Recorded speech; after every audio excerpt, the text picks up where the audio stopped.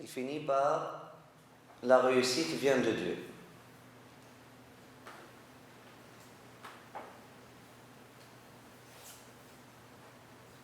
Avant de dire, lorsqu'elle parle de son livre, elle a dit « J'ai appelé ce livre, ce traité, le livre de l'aide, du soutien, de l'encouragement pour les croyants qui désirent suivre la voie vers l'au-delà. Je demande à Dieu de faire que moi et les autres croyants en tireront profit et de faire que mon travail d'écriture soit purement justifié par l'amour de sa noble face et la recherche de sa noble face. »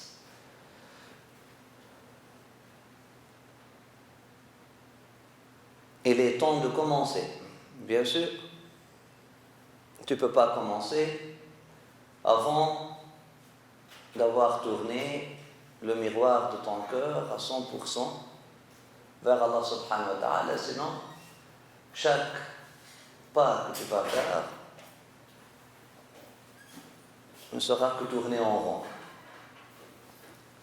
ne saura te mener à Allah subhanahu wa ta'ala.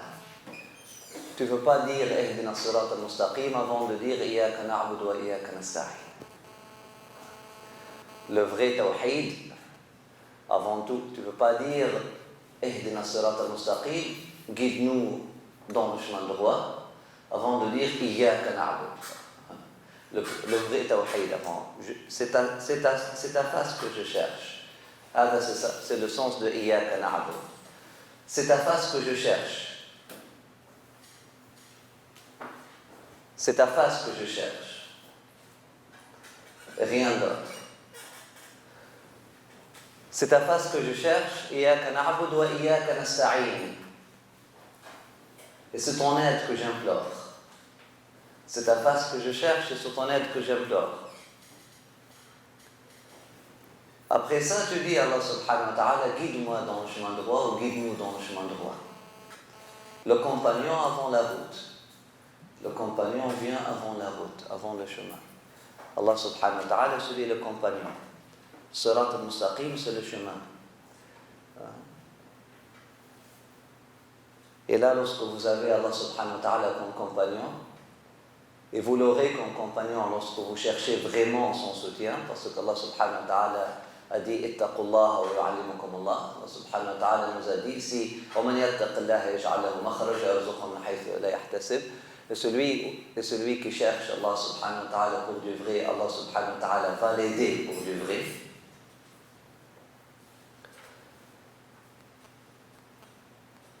Donc, Iyaka na'bud, c'est un shart pour Iyaka nasta'in. Le vrai tawhid, le pur tawhid, c'est une condition pour avoir le soutien et l'assistance d'Allah subhanahu wa ta'ala. Et lorsqu'on parle de tawhid encore, on ne parle pas de la paranoïa qui est en train d'être enseignée aujourd'hui en étant appelée tawhid. Okay? On ne parle pas de la paranoïa qui lance 99% de la Ummah dans l'enfer et puis chercher le groupe, cherche avec nous, qui est le groupe sauvé. Non, on ne parle pas de cette paranoïa-là. Le tawhid, il a dit. Il t'a dit, il me suffit, il est le meilleur protecteur. La réussite vient de lui. Le vrai tawhid, lorsque tu sais que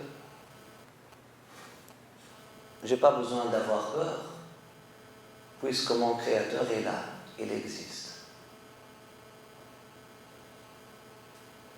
Je n'ai pas besoin de m'inquiéter, puisque mon Créateur est là. Mon Créateur, mon protecteur est là, c'est ça le tawhid. فَكِيدُونِ جَمِيعًا ثُمَّ لَا تُنظِرُونَ. Venez tous avec vos forces, les illusions, les maladies, les ennemis, les amis,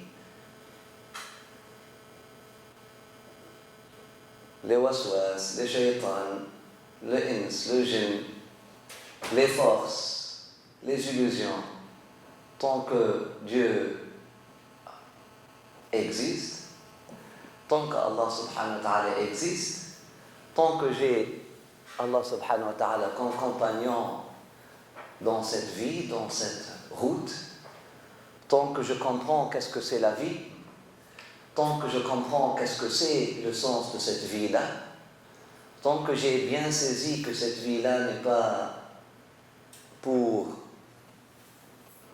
jouir des choses éphémères, mais cette vie-là est un chemin, tant que j'ai bien compris que cette vie-là est un chemin, et tant que j'ai bien compris que je ne suis pas seul sur ce chemin, quoi qu'il arrive, qu'il arrive. هذا التوحيد. Détourner les êtres humains de ce tawhid,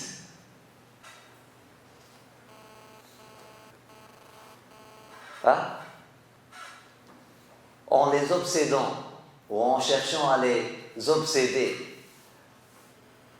avec une autre définition de tawhid, est un tawhid en vérité.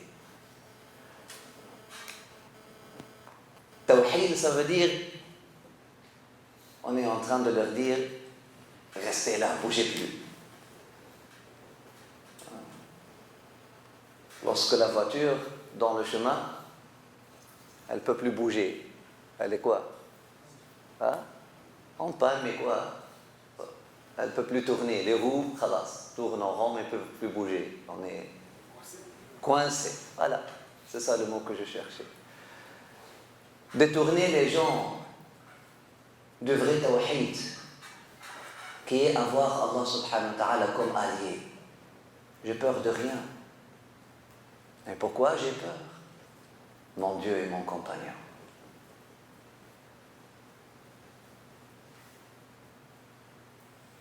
Qu'est-ce qui justifierait ma peur?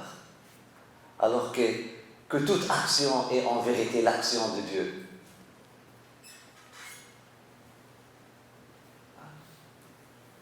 Qu'est-ce qui me ferait peur alors que rien ne le dépasse?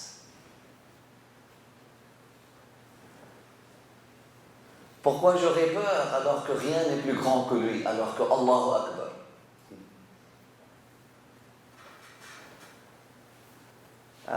Le tawhid qu'Allah subhanahu wa ta'ala a voulu donner même aux malades. Parce que toutes les choses, tu peux ne plus les faire lorsque tu es très malade, sauf la prière. Pourquoi? Parce que c'est le cheminement pour avoir ce vrai tawhid. C'est le sens qu'Allah subhanahu wa ta'ala veut que même le malade qui est en état d'agonie, tant qu'il a un minimum de conscience, le sache, que son rappel, Allahu Akbar, que la maladie, Akbar, que le médecin, Akbar, que mes problèmes, Akbar, que ma famille qui est en retard, qui ne vient pas me visiter, Akbar.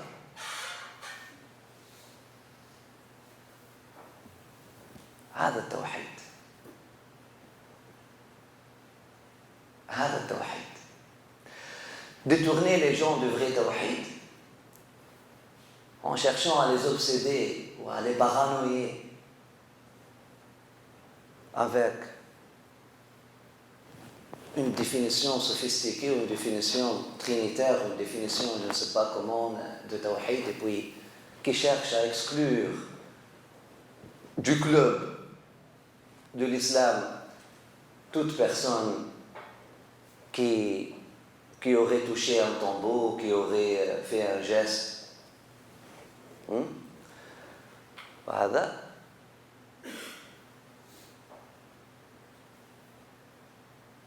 Ça serait une recherche pour coincer la Ummah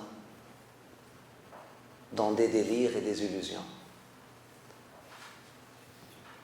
Et lorsque des choses arrivent, lorsque des accidents de la vie arrivent, lorsque des guerres arrivent, lorsque ces gens-là ne pourront pas bouger, ils se trouveront coincés. ولا حول ولا قوة إلا بالله العلي العظيم. La réussite vient de Dieu. Je sollicite son aide. Je dépends entièrement de lui. Et je lui demande de m'accorder de réussir à être correct dans mes intentions. Iyaka na'budu wa iyaka nasta'in. Je cherche sa face, je demande son soutien, son aide et son assistance afin que je reste sur ce chemin qui est le chemin de la recherche de sa face. Parce que ce n'est pas un chemin facile. Ce n'est pas donné. Il est donné, mais par lui seul. On dit c'est pas donné, c'est-à-dire que ce n'est pas quelque chose que tu peux faire par toi-même.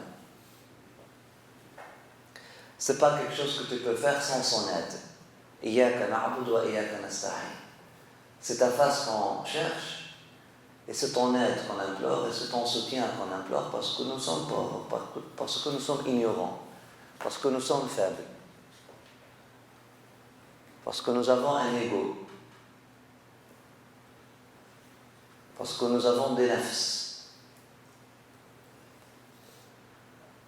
qui cherchent à nous détourner, parce que nous sommes vulnérables en réalité. Laissé à nous-mêmes, l'être humain laissé à soi-même ne peut pas résister à un clin d'œil.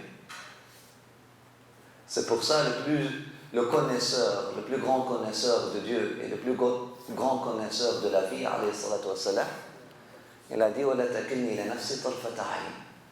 Ne m'abandonne pas à moi-même pour un clin d'œil.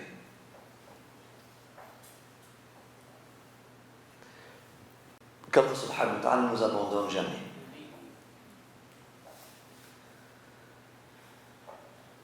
Je lui demande de m'accorder de réussir à être correct, c'est-à-dire continuer à chercher sa face dans mes intentions, dans mes actes et dans mes paroles. Il en est digne, subhanahu wa ta'ala, et il en a le pouvoir. Il me suffit, il est le meilleur protecteur.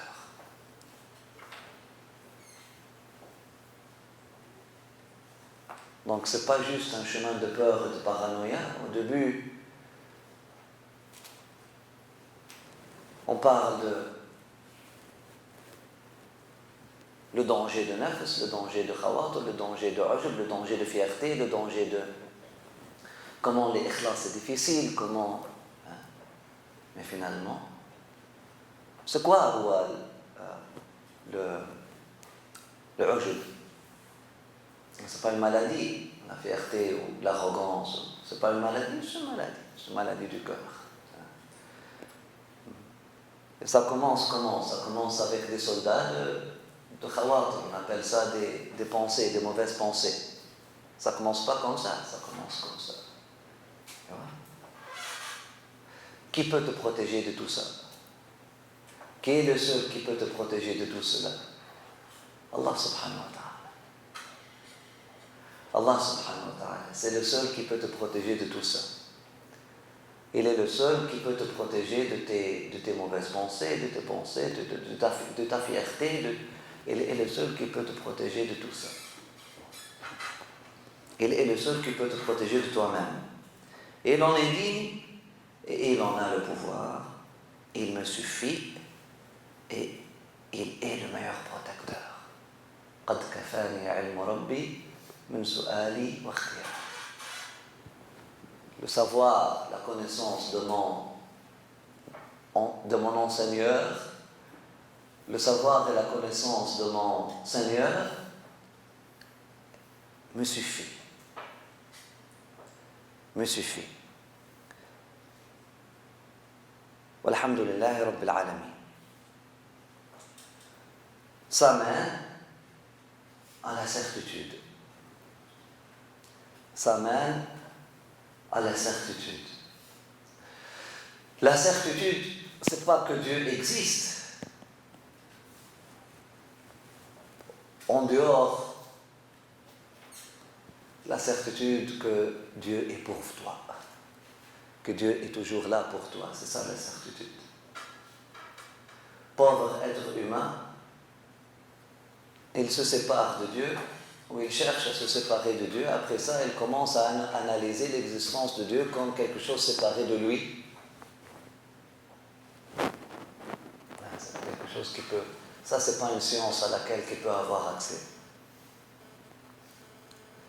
Mais qu'est-ce qu'il veut qu'est-ce que la science à laquelle nous avons accès et la science qui fait de nous des vrais amoureux d'Allah subhanahu wa ta'ala, des vrais ibad d'Allah subhanahu wa ta'ala, des vrais serviteurs d'Allah subhanahu wa ta'ala, c'est la certitude que Allah est là pour nous, il est là pour nous, il est toujours là pour nous.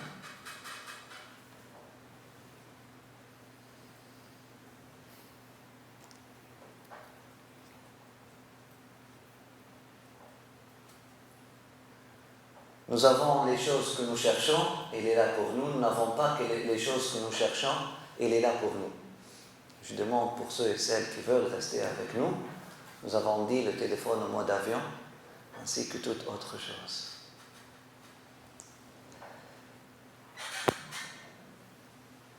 Tu dois, frère bien-aimé, sœur bien-aimée, aussi.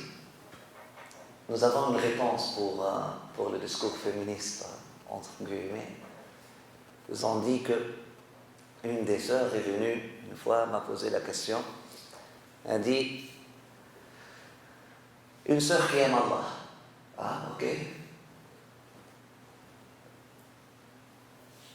Elle ne porte pas le voile, mais, ok, je ne vais pas répéter.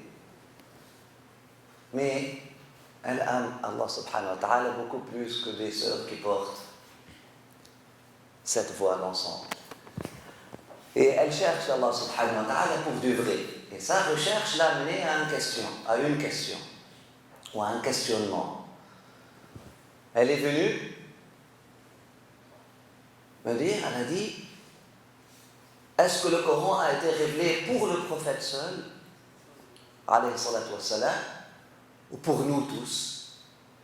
Et ça a été révélé sur le cœur du prophète sallallahu alayhi wa sallam, afin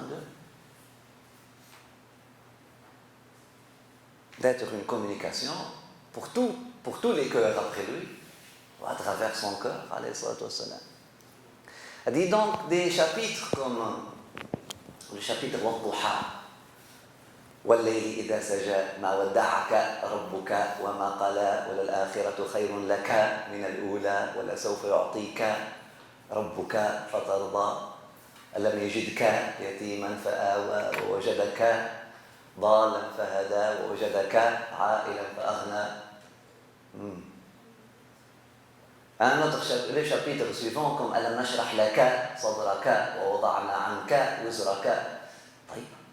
Pour ceux qui comprennent l'arabe, là on parle de chapitre Wadduha al-Najrah qui, en français, il n'y a pas un problème, mais en arabe, il y a le tu masculin et il y a le tu féminin. Donc c'est bien conjugué pour le tu masculin. Ça dit, nous n'avons pas à... vous pouvez aller voir les versets dans le Coran. En français, ça ne pose pas un problème, mais en arabe, ça pose un problème. Pour quelqu'un qui ne comprend pas. Puis elle dit, est-ce que je suis censé dire à moi-même que ce chapitre-là parle à moi, s'adresse à moi aussi? Bien sûr, je dis. Comment tu peux vivre ta vie sans le chapitre Wadduha, le chapitre Alam Nashrah? Hein? Il y a un verset dans le chapitre Wadduha, Ma wadda'aka rabbuka wa ma qala. Dieu ne t'a jamais abandonné. Dis-moi, comment tu peux vivre, comment tu peux cheminer vers Allah subhanahu wa ta'ala en pensant que Dieu t'a abandonné. Alors, t'as fermé la porte. Elle dit, c'est quoi le problème? Elle dit donc, est-ce que je peux le conjuguer? Je dis, Wadduha, والليل إذا سجى ما ودعك ربك وما قلى وللآخرة خير لك من الأولى. Ka en arabe c'est pour le tu masculin, qui en arabe c'est pour le tu féminin. Elle dit, afin que je me trouve là-dedans. Parce que sinon, je vois que le chapitre s'adresse à un homme. Moi, je suis où dans cette histoire? Et voilà, le cœur en arabe est masculin. Ça parle au cœur. Le cœur en arabe est masculin, quel que ce soit, c'est le cœur d'une femme, ou le cœur d'un homme, ou le cœur en arabe, al-qalbu, c'est masculin. Donc, femme ou homme ou enfant, tu peux le comprendre parce que ça parle à ton cœur. Allah subhanahu wa ta'ala, قَدْ نَزَّلْنَاهُ عَلَى قَلْبِكَ. Même le prophète sallallahu alayhi wa sallam, lorsqu'Allah subhanahu wa ta'ala parle, le prophète sallallahu alayhi wa sallam, il parle à son cœur. Il parle à son qalb. هذا محل الخطاب, هذا المخاطب. C'est le cœur qui est parlé. C'est au cœur que la parole est adressée. Et c'est le cœur qui chemine.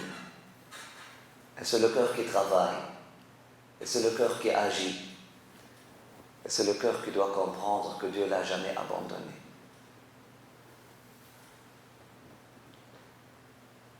Et c'est le cœur qui doit cultiver la première chose, la certitude.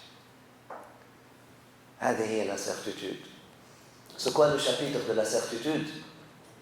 والضحى. هذا le chapitre de la certitude. والضحى والليل إذا سجى ما ودعك ربك وما قلى. Les circonstances peuvent changer. Aujourd'hui, c'est de la clarté. Demain, c'est la nuit totale, complète. C'est l'obscurité complète. Mais durant la nuit comme durant le jour, durant les moments difficiles comme durant les moments faciles, ton Seigneur veut que tu comprennes qu'il ne t'a jamais abandonné. Ce n'est pas les circonstances, ce n'est pas à travers les circonstances qu'il te parle. En te donnant, on n'est pas en train de te dire que je suis satisfait de toi. Et en t'interdire ou en t'interdisant des choses ou te privant des choses ou en t'empêchant des choses, il n'est pas en train de te dire qu'il n'est pas satisfait de toi.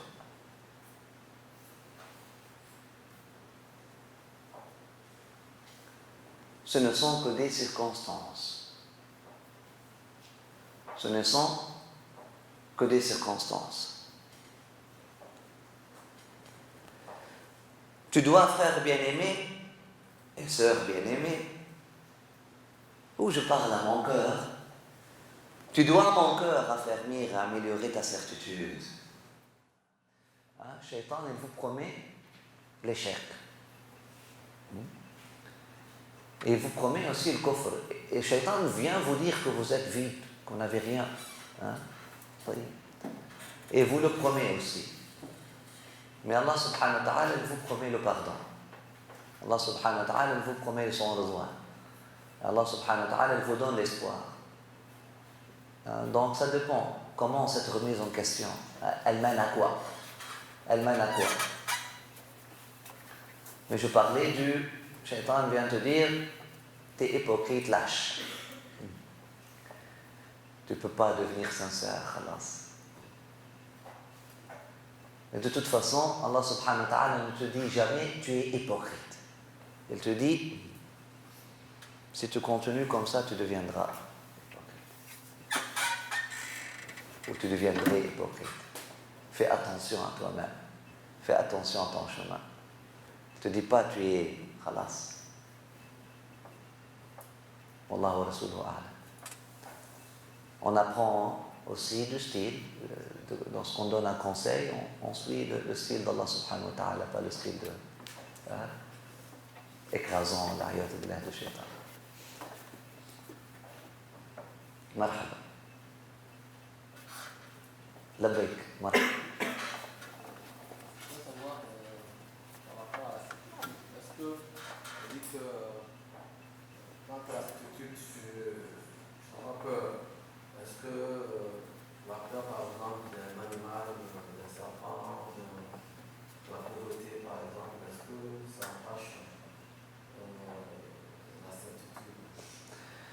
Oui, donc il y a une peur qui une peur qui est normale dans l'être humain. ou disons naturel dans l'être humain, mais l'être humain peut dépasser toutes les peurs. Toutes les peurs. Nous avons des gens qui ont cheminé dans la certitude jusqu'à ce qu'ils n'ont peur de rien. De rien. Ni d'un lion, ni des sahaba, les compagnons. Nous avons Ibn Abbas, il est allé tirer l'oreille du lion dans une narration. Il dit, t'as pas honte, tu es en train de couper la route des croyants. Le lion a bougé sa tête et puis est allé de son chemin. La certitude, nous savons que Sayyidina Isa et ses apôtres ont marché sur l'eau. La certitude, nous savons que les compagnons du prophète sallallahu alayhi wa sallam ont marché sur l'eau. Donc même les forces naturelles qui font peur naturellement, normalement, l'être humain peut, avec la certitude, les dépasser parce que finalement, qu'est-ce qui est réel? C'est Allah qui est réel. C'est Allah qui est haqq. C'est la force de Dieu qui est haqq. Toute autre force n'est qu'illusoire.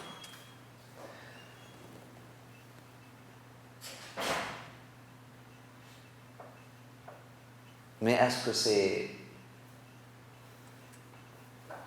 un état qui doit nous inquiéter? Si lorsque je vois un serpent, j'ai peur, ou lorsque je vois un chien enragé, j'ai peur, est-ce que je dois m'inquiéter pour mon tawhid, pour dire que mon tawhid n'est pas complet, puisque je n'ai pas la certitude? Tu peux travailler toujours sur ton tawhid, mais on dit, ça c'est un état, c'est un état naturel. Mais il faut avoir l'état de tawhid que ce n'est pas la permission d'Allah subhanahu wa ta'ala. Rien n'arrive que par la permission d'Allah subhanahu wa ta'ala. Il faut le cultiver, ce tawhid-là, il faut l'augmenter, c'est ça la foi, c'est ça la certitude. Rien ne peut m'arriver que par la permission d'Allah subhanahu wa ta'ala. Toute action est l'action de Dieu, donc si je suis avec Dieu, je dois avoir peur de rien. Lorsqu'on dit je dois avoir peur de rien, c'est pas j'ai la certitude que le lion ne va pas me manger, par exemple. Non, ne me mange pas, c'est pas... Au-delà même de qu'est-ce qui va me passer matériellement. Parce que ma concentration n'est pas sur le corps. La certitude, c'est le cœur. Ma concentration, elle est sur mon cœur, elle n'est pas sur mon corps. Si ce n'est pas le moment, ce n'est pas le moment. Si ce n'est pas encore le moment de ma mort, tu ne pourras pas me tuer. Si c'est le moment de ma mort, tu pourras me tuer. Bismillah Rabbil Ghulam, l'autre histoire. Le prophète sallallahu alayhi wa sallam a nourri la certitude dans le cœur du croyant. Il a parlé de cet enfant qui, le roi de Ashab al-Buruj, le roi a fait toutes les stratégies pour se débarrasser de lui. Il l'a envoyé ici, il l'a envoyé là-bas, il a avancé les montagnes. Toujours le lendemain, ou quelques jours après, Al-Ghulam, l'enfant, il revient. Il a dit, si tu veux me tuer, dis Bismillah Rabbil Ghulam, au nom de Dieu, le Seigneur de l'enfant, ou le Seigneur de ce jeune, et là tu pourras me tuer. Et subhanallah, il n'a pas pu le tuer qu'après avoir dit ce dhikr-là. C'est une certitude. C'est une certitude qui est au-delà du danger. C'est pas, ça te dit que l'enfant n'avait pas peur de la mort en tant que telle. La certitude, tu ne peux pas être limité par les causes. Tu ne peux pas avoir peur de quelque chose plus que Dieu. Tu ne peux pas avoir du respect pour quelque chose plus que Dieu. Tu ne peux pas avoir donné une valeur à quelque chose plus que Dieu, subhanahu wa ta'ala, et avoir la certitude. Non. Ce qui entache la certitude, c'est ton attachement. C'est ton attachement aux choses qui sont autres de Dieu. Tu diras ton commentaire à haute voix.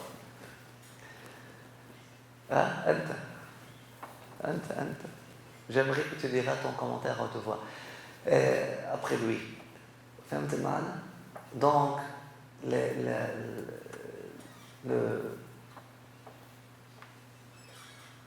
si tu es attaché à quelque chose de matériel, tu ne pourras pas avoir la certitude. Si tu es attaché à quelque chose autre que Dieu, tu ne peux pas avoir la certitude.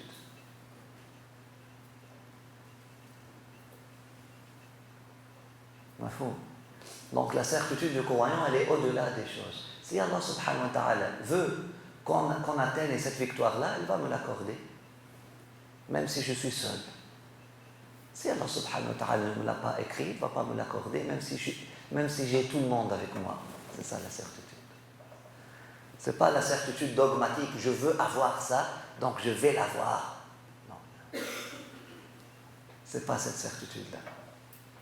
C'est une certitude qui est au-delà du résultat même. Parce que notre seul résultat, c'est Dieu. On cherche sa face, on ne cherche rien d'autre. On ne conditionne pas. On ne conditionne pas avec quoi que ce soit. La certitude, dit Allah, si tu veux me donner ça, tu vas me le donner même si tout le monde vient contre ceci. Même si tout le monde se rallie contre. Si tu veux me le donner, tu vas me le donner. Si tu ne veux pas me le donner, ça c'est la certitude aussi.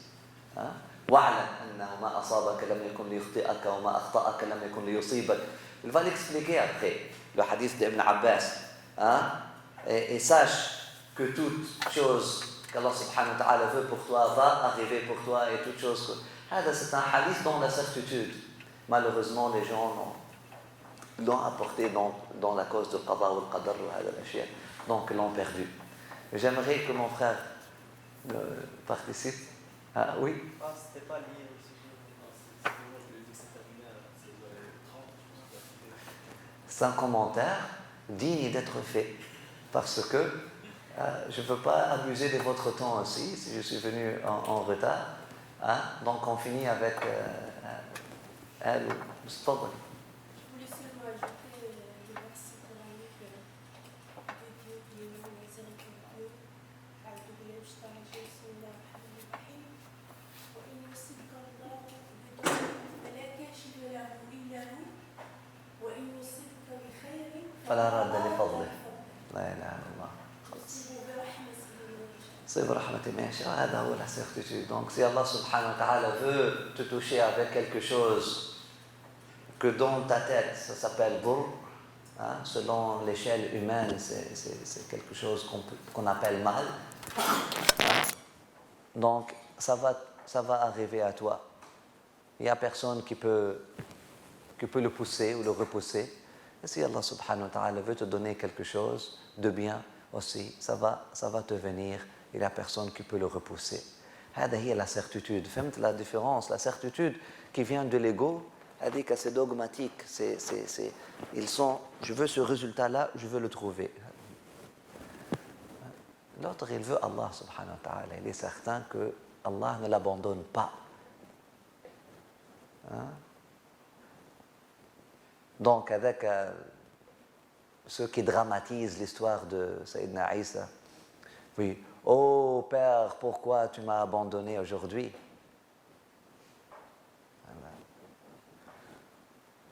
لا يليق في حق المؤمنين que dire في حق الأنبياء. C'est pas digne d'un croyant que dire d'un prophète. Ça se peut pas. Ça se peut pas.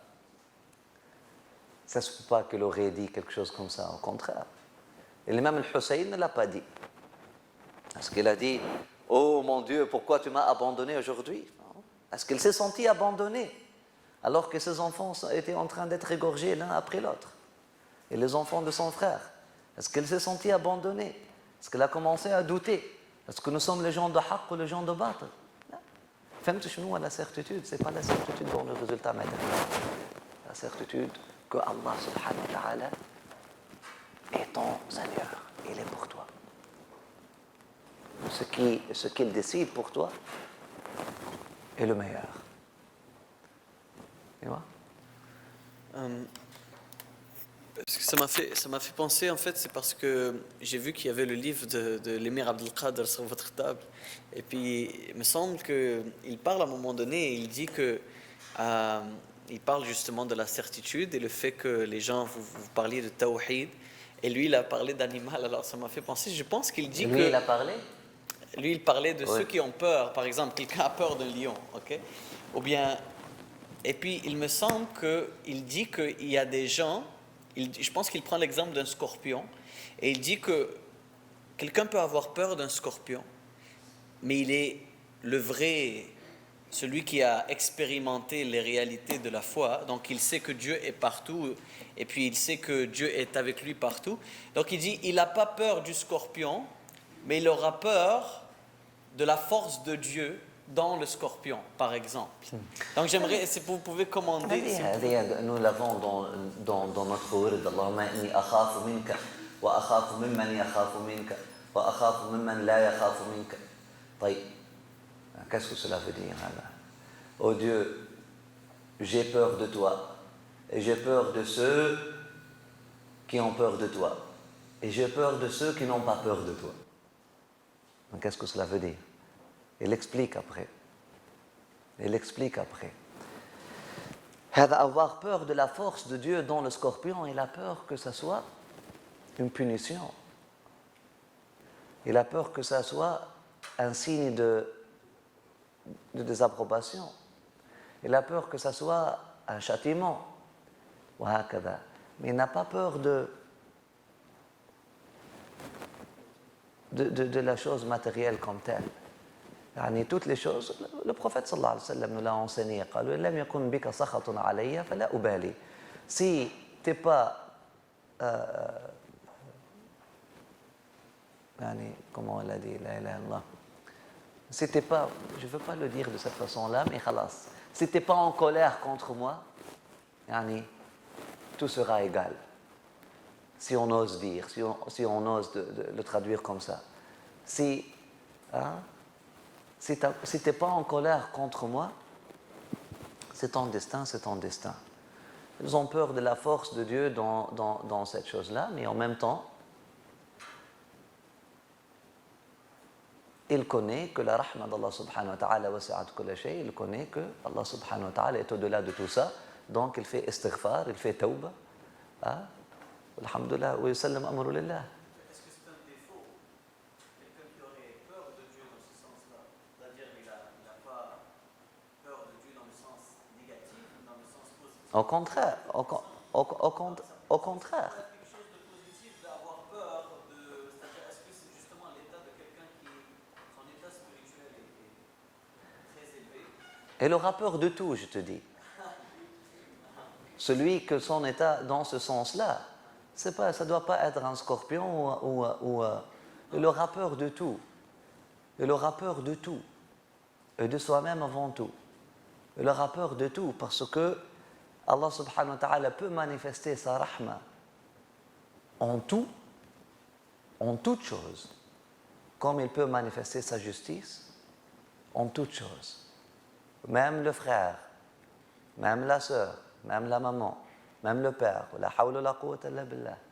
S'il veut que ces choses-là, ou ces entités-là, ou ces figures-là, qui étaient les figures les plus, subhanallah, qui inspirent le plus de confiance, le plus de sécurité. قال أو يذيق بعضكم بأس بعض ويلبسكم أو يلبسكم شيعا ويذيق بعضكم بأس بعض. Faites attention. Parmi les, entre guillemets, menaces ou leçons qu'Allah subhanahu wa ta'ala a voulu que les croyants comprennent, il a dit, prenez pas ces choses-là pour garantie. Allah subhanahu wa ta'ala peut vous faire, peut vous envoyer quelque chose, là, sa justice, là, du ciel ou de la terre. Pire encore, plus sérieux encore. Il peut faire de ton frère ton ennemi. Subhanallah.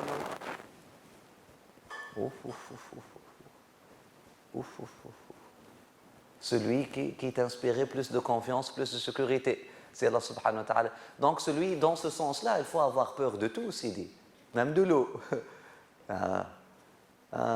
C'est pour ça, قال من عرف الله خاف من كل شيء وخاف منه كل شيء.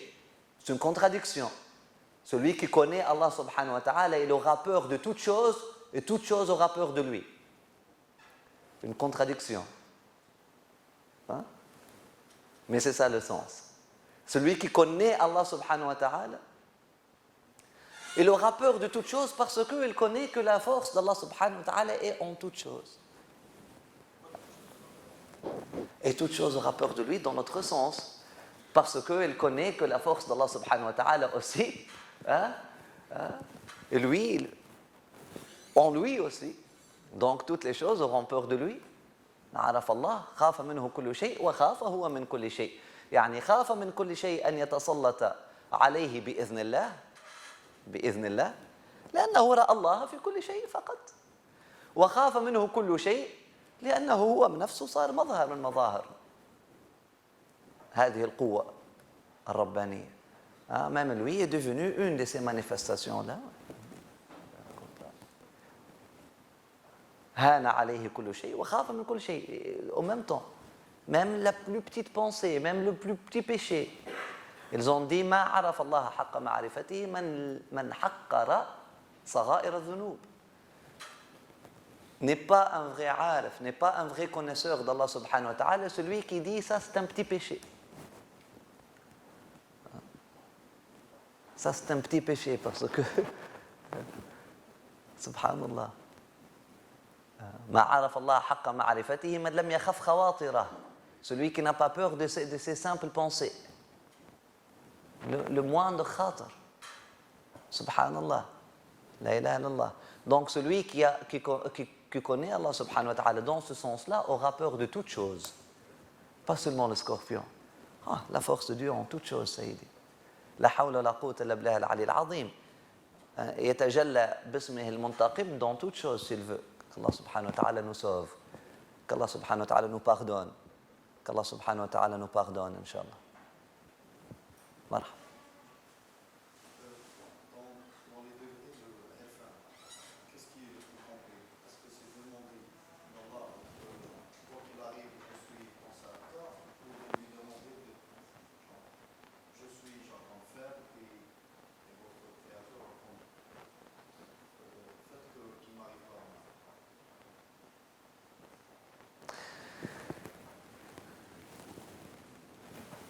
Haqiqa, c'est la première. Sharia, c'est la deuxième. Les deux ensemble. C'est comme un tapis. Le cœur du Arif Billah, c'est comme un tapis. Il y a des fils verticaux, il y a des fils horizontaux. فما القيام وفما المنسج. Le qiyam, les fils du tapis comme ça, ils doivent être le pur tawhid, quoi qu'il arrive, je suis ton serviteur. والخيوط الذين سجوا بهم ont les couleurs ديك الشريعة. الشريعة لا سيدي. Je suis faible ici. Donne-moi l'eau, donne-moi le pain de mon jour. ما نقولوش بما شئت في هواك اختبرني. لا لا لا. Je suis faible. إلا أن عافيتك هي أوسع لي. Et le prophète sallallahu alayhi wa sallam nous a montré les deux voies dans un seul dua. إن لم يكن بك سخط علي فلا أبالي إلا أن عافيتك هي أوسع لي. Voilà. Les deux ensemble. Hein? S'il n'y a pas de colère contre moi, si c'est ça que tu veux, que ta volonté soit faite. Après ça, elle a dit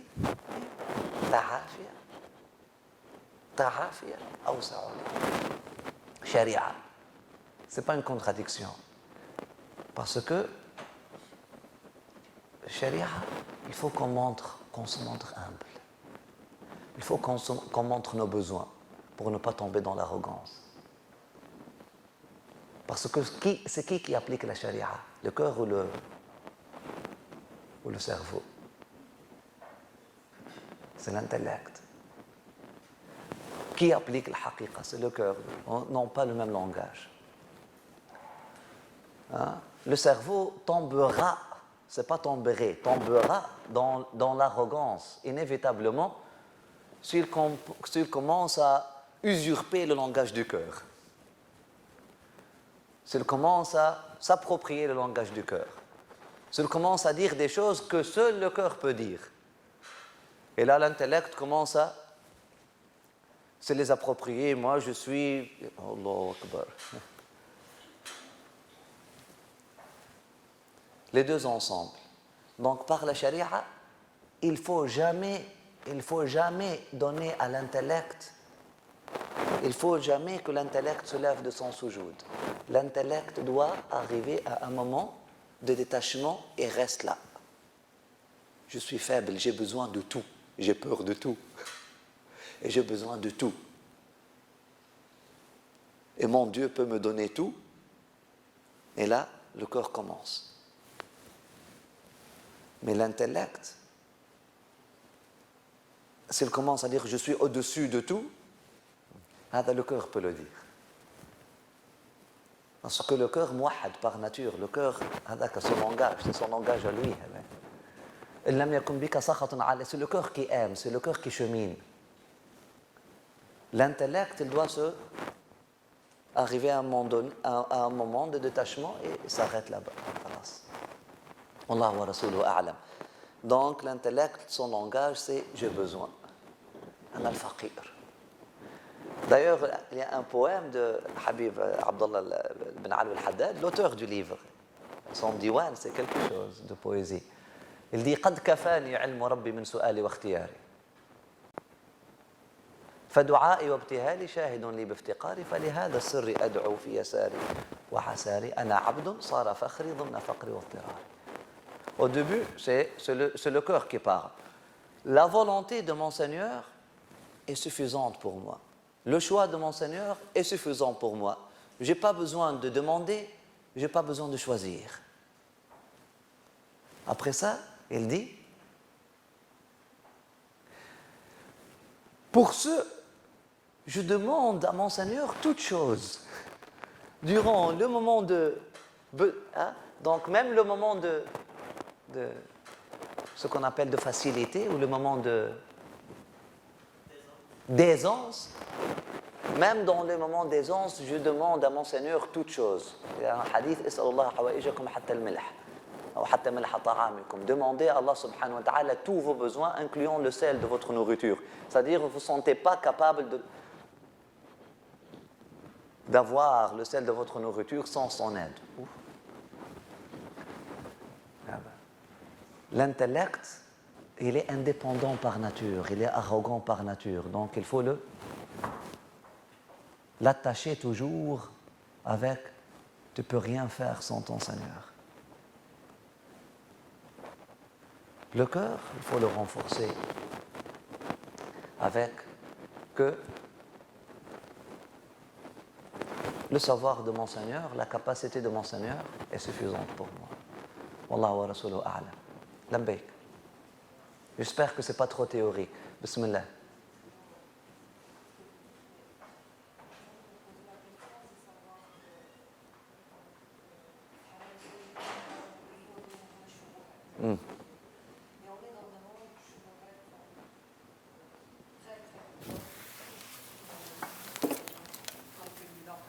Pays, mais dans un pays comme le nôtre aussi, comme celui-là, il y a de belles valeurs, il y a de très belles valeurs qui attirent nos enfants, qui plaisent à nos enfants, mais qui ne sont pas pour autant des valeurs musulmanes. Moi, en tant que mère, bien sûr, mes enfants, alhamdoulilah, ils sont croyants, mais c'est pas la fin à laquelle je veux qu'ils arrivent. Je voudrais qu'ils avancent plus, mais le problème auquel je me heurte tout le temps, c'est justement ces shubuhat, ces valeurs qui sont soi-disant universelles, mais qui véhiculent parfois des choses qui sont contre l'islam, qui sont contre les valeurs musulmanes. Donc, et c'est là le plus gros défi, je pense, de l'éducation pour avoir l'yaqin, parce qu'il faut dire que c'est vrai qu'il y a des enfants des êtres humains qui sont, depuis le début, qui sont mais il y en a qui ont besoin d'un processus plus long pour atteindre l'yaqin. Donc, c'est ça mon grand défi, moi, en tant que mère, d'enseigner ça tous les jours à mes enfants, mais je dois reconnaître que je n'y arrive pas tout le temps. parce que des convictions sont tellement ancrées, puis qui sont tellement belles, comme des valeurs soi-disant universelles, mais en fait compte, qui véhiculent comment dirais-je, des idées surnoises, en fait compte, qui arrivent à véhiculer des idées surnoises. Ça, c'est très difficile pour un parent de vivre ça et d'essayer de convaincre son enfant. Donc, je voulais vous demander, bon, c'est vrai que la patience, c'est la clé numéro 1 pour une mère. Mais qu'est-ce qu'on peut faire avec nos enfants quand il y a des idées surnoises qui sont véhiculées à travers des belles valeurs, mais, et qui comment dirais-je, dont les enfants s'imprègnent parce qu'ils ne voient rien de mal, même et pour eux, ça n'a même rien de contradictoire avec la religion. Et on vit souvent ces situations comme ça, même avec un enfant qui prie, qui est croyant, qui dit qu'il est croyant, amantu billahi. Donc, c'est ça ce que je veux savoir, moi. C'est ça mon gros défi avec mes enfants. Enfin, quelques-uns de mes enfants. Déjà, s'ils n'ont pas laissé la religion derrière, c'est déjà bien, c'est déjà pas mal. S'ils cherchent à concilier les choses avec la religion, ça montre une sincérité. Ça montre une sincérité. Des gens qui au moins, ils l'ont pas jeté derrière, parce qu'il y a d'autres qui juste jettent la religion derrière. Tu sais quoi? Je me libère de cette religion, c'est rien, c'est des chimères, c'est des illusions. Qu'Allah subhanahu wa ta'ala nous protège. Donc, Ushkurullah ala hadha. Remercie Allah subhanahu wa ta'ala pour avoir protégé en eux, en elles, ces valeurs-là. Ne panique pas. Tu es en jihad, c'est sûr et certain. Tu es sur le terrain, le vrai terrain, c'est sûr et certain. Mais ne panique pas. Tu as dit, Inna Allah yahdi man yasha. Donc il faut espérer. Allah subhanahu wa ta'ala peut changer l'état de cœur d'une personne en une nuit, subhanallah, en une seconde. Et chacun a son cheminement. On ne va pas cheminer pour eux. On ne peut pas cheminer à leur place. Ici ou même ailleurs, mais ici c'est plus vulgarisé qu'ailleurs. Parce que nos limites sont plus... c'est clair pour nous que nous sommes limités. Ailleurs, on pense que nous sommes moins limités, que nous étions moins limités en Algérie, en Tunisie. Mais ici, nos limites sont flagrantes. Voilà. Nos limites comme parents sont flagrantes. En vérité, les parents sont limités et étaient toujours limités. Allah subhanahu wa ta'ala nous parle de Sayyidina Nuh avec son enfant. Tu ne peux pas cheminer à la place de ton enfant. Mais laisse-moi continuer. Donc il faut le dire, que je ne peux pas cheminer à sa place, donc je lui donne ce que je peux. Et puis, on ne peut pas faire rétroactif. Si, lorsqu'ils avaient 12 ans, moi, je ne faisais pas ma prière et je ne savais pas mon chemin à cette époque-là. Et là, je me suis réveillé et je n'ai pas pu les amener avec moi sur le train. Un sentiment de culpabilité ne sert à rien. Azab avant le azab. Un sentiment de culpabilité comme ça ne sert à rien. Mais le sentiment qui sera amené le bien-être pour le parent comme pour l'enfant, Ya Rabbi, tu m'as guidé, guide-les. Tu m'as montré le chemin, montre-leur le chemin. Et au lieu de rester sur le terrain argumenter sur des choses, etc., sur cette position-là, ou la position de cette affaire-là, ou la position de cette affaire-là, ou par rapport à cette affaire-là, etc., celui qui a trouvé son chemin, qu'il chemine davantage, qu'il va davantage. Et puis, cette lumière de yaqin, cette lumière de certitude, cette lumière de foi, elle va se manifester tôt ou tard sur toi. Et puis, tu es dans un endroit naturellement fort. Parce que les enfants, à l'âge de 17, à l'âge de 19, et puis, qui parmi nous n'a pas laissé ses parents derrière? Mais à un moment donné, on revient toujours. Hein? Prépare-toi pour ce jour de retour, je te dis. Ah, ils vont retourner un jour, mais que tu sois une femme de foi, que tu sois un homme de foi, sincère.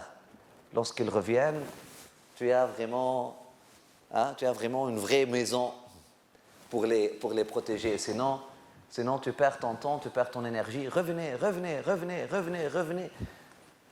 Et là, tu étais tellement occupé et ton énergie est tellement dissipée avec ces discussions avec eux ou avec elles, etc. Le jour qu'elles reviennent, cherchant le pain de la foi chez toi, toi-même tu es affamé. Tu ne l'as pas. Hein? Donc que celui qui a trouvé le fil, qu'Allah subhanahu wa ta'ala lui a tendu le fil, qu'il chemine, qu'il se renforce, qu'il se nourrisse, qu'il devienne fort, qu'elle devienne forte, hein? qu'il arrive ou qu'il cherche ou qu'elle cherche un endroit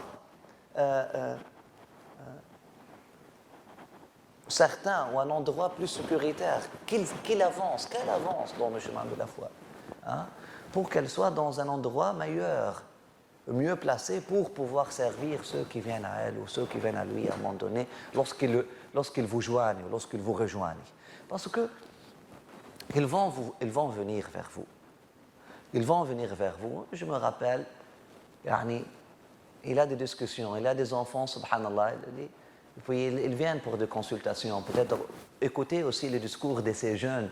Il y a un jeune, il m'est venu, subhanallah, le jeune est tellement, subhanallah, si tu le vois, il dit, un musulman, ses cheveux, côté rouge, côté bleu, et puis les choses, et puis il vient, subhanallah, il est venu dans un état, il a dit, je veux parler avec toi, bismillah, marhaba.